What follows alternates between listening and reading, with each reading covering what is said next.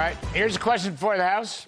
How can the GOP become the party of the balanced budget? Pro-growth balanced budget, to be sure. Let's ask Newt Gingrich, former Speaker of the House, Fox News contributor, author of the new book, March to the Majority, the real story of the Republican Revolution. Newt, great to see you on set particularly. I think part of this, I haven't read the book yet, but you and I have been talking. GOP's got to be the party of the balanced budget. That's where you were 25 years ago. Rome wasn't built in a day, but still, it kind of worked. Well, it does work. We had 4 straight balanced budgets, but we did it exactly like you and I talked about in the 70s and 80s. You cut taxes, you cut regulation, you increase entrepreneurship, you create a new generation of jobs, you have more people at work earning higher salaries and bigger capital gains, and guess what? Government revenue go up not by raising taxes, but by raising prosperity. And if you do that and you reform things like welfare reform, you actually ended up, as we did, with 4 years. And listen, I must say, I've been talking with the Budget Committee, and I think the Republicans on the Budget Committee are going to come out with a balanced budget proposal.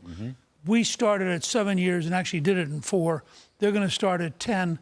I think they'll get it done in 6 or 7. Particularly if we elect a Republican president and have a very aggressive first quarter 2025 big tax cut, not just renew the old tax cuts, big tax cut plus big regulatory reform, really start the entrepreneurial spirit. And I think you could see amazing things happening. Plus spending restraint.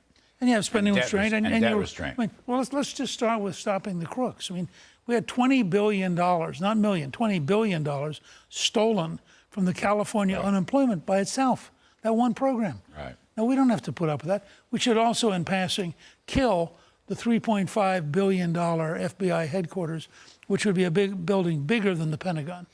Yeah, these guys, the FBI, it's a whole different segment, but they just can't do anything right. There's corruption rampant in that. How important is it for the Republicans to sell this? So well, you're selling a balanced budget, but you're also selling a growth program. So to me, that's a really important twofer. Yeah, I just looked at a brand new poll from the Democracy Project, and the number 1 issue is inflation, the number 2 issue is economy. They're basically the same issue. So the American people want to know, what are you going to do so that I have more take-home pay, so the dollar is stabilized, so if I earn $1, it's actually worth $1, and how are you going to make sure that the money's in my pocket, not in the government's pocket? And I think that the Republican Party should make this a major centerpiece of all of 24, a major centerpiece of the platform and the convention. You may remember that in '84, we won a huge fight over no tax increase. Right. I think that it was an important step in the right direction. And then we moved from there to cutting taxes. And frankly, had George H.W. Bush understood it and not raised taxes, I think he would have been reelected by a big margin. In the book, you talk about some of your adventures with Bill Clinton. You had to negotiate with Clinton. He's a pretty smart guy, but he got whooped in that by-election and that midterm election, and he changed his stripes. Joe Biden's no Bill Clinton. That's right. I mean, Clinton actually had a huge fight in June of '95, and having lost the governorship once and knowing that when you lose, you don't get anything, he said to his staff, if I do what you want and I fight for liberalism, I'm going to get beat in '96. But if I work with Gingrich, I may get reelected in '96.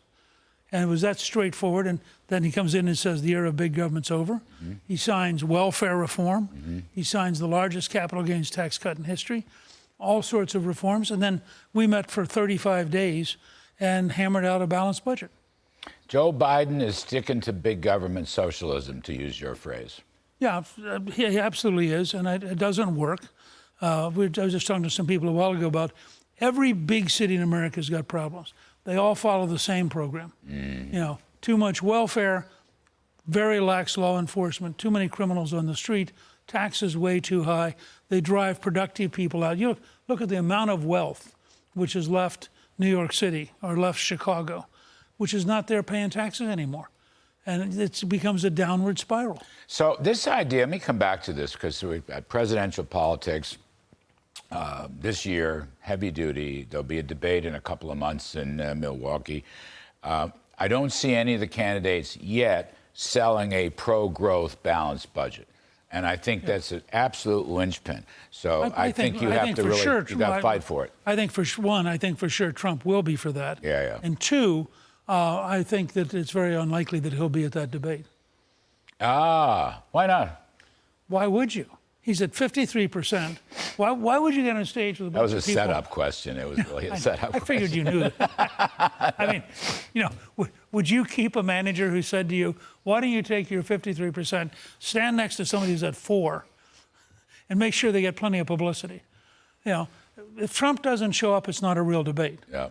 And the great challenge for Governor DeSantis, who's been, I think, a very good governor of Florida, done all the right things, created economic growth, tough on crime, but he hasn't filled the vacuum. And the result is every week there are more candidates. Mm-hmm. And every time a new candidate announces, they get some champagne out at Mar-a-Lago. Yeah. Because Trump would like nothing better than choice. to have 15 or 20 candidates. And he's way up here, and they're all down here. Boy. I know. It's like a tennis tournament. They have to play off with each other. They have to have quarterfinals and the semifinals, and then Right. they might get into the finals. Newt Gingrich, thank you very much. The name of the book is March to the Majority. I just love the pro-growth balanced budget. Well, you're right. I think it merges politics Should be a and key- economics. And that's what you're going to see when the House Republicans report their budget. Terrific. Going to have big tax cuts, big regulatory reform, and get to a balanced budget. Fabulous. Give my best to Ambassador Callisto. I'll do it. Newt Gingrich.